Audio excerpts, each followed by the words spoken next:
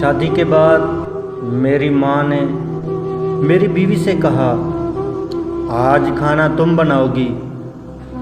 جس نے پانی کا گلاس اٹھا کر کبھی نہیں پیا تھا، اسے میری ماں نے حکم دیا۔ وہ اٹھی اور جیسے تیسے کر کے 3-4 گھنٹے لگائے اور کھانا بنایا، مگر کھانے میں نمک زیادہ ہو گیا۔ وہ ماں کی ٹیسٹ کے مطابق نہیں تھا، اس لیے کھانا گھر کے کسی فرد نے نہیں کھایا، اور سب میری بیوی پر طنز کرنے لگے کہ اپنی ماں کے گھر سے یہ سیکھ کر آئی ہو۔ میں 8 گھنٹے ڈیوٹی کے بعد گھر آیا تو ابھی گھر بیگ رکھا ہی تھا کہ میری ماں مجھ سے کہنے لگی، ہم تو صبح سے بھوکے ہیں، تم جاؤ اور بازار سے کھانا لا کر دو۔ میں ایک نظر اپنی سہمی ہوئی بیوی پر ڈالی اور مارکیٹ چلا گیا۔ کھانا لے کر آیا تو سب کھانے لگے۔ میں نے اپنی بیوی کا ہاتھ پکڑا اور کچن میں لے گیا۔ اس سے کہنے لگا کہ کیا پکایا ہے آج؟ اس نے آنسو روکتے ہوئے کہا کہ باقی سب کی طرح تم بازار والا کھانا نہیں کھاؤ گے؟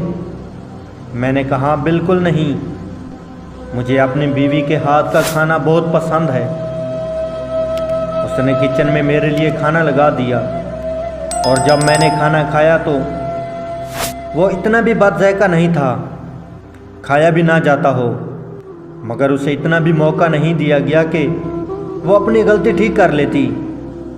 قصور میری بیوی کا نہیں تھا، وہ ماسٹرز کر رہی تھی اور شادی ہو گئی۔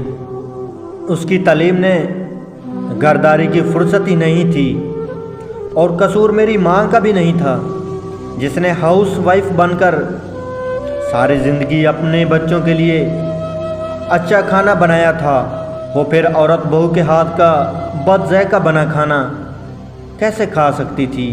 میں اس دن اپنی ماں کی بات مان لی اور اپنی بیوی کے ہاتھ کا بنا کھانا بھی کھا لیا۔ میرے اس ایک عمل نے اپنی بیوی کی نظر میں ہمیشہ کے لیے معتبر کر دیا، اور اس ایک محبت بھرے عمل کی وجہ سے آج وہ ہر قسم کی ڈش بنانا سیکھ چکی ہے۔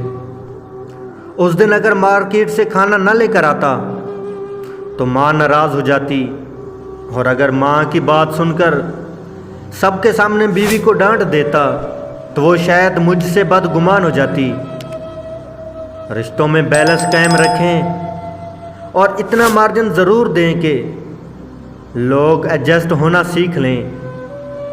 محبت کے جذبے کو کبھی ختم نہ ہونے دیں، کیونکہ میاں بیوی ایک دوسرے کا لباس ہوتے ہیں، اور لباس خراب ہو جائے تو بھرے بازار میں اتارا نہیں جاتا، پیوند لگایا جاتا ہے۔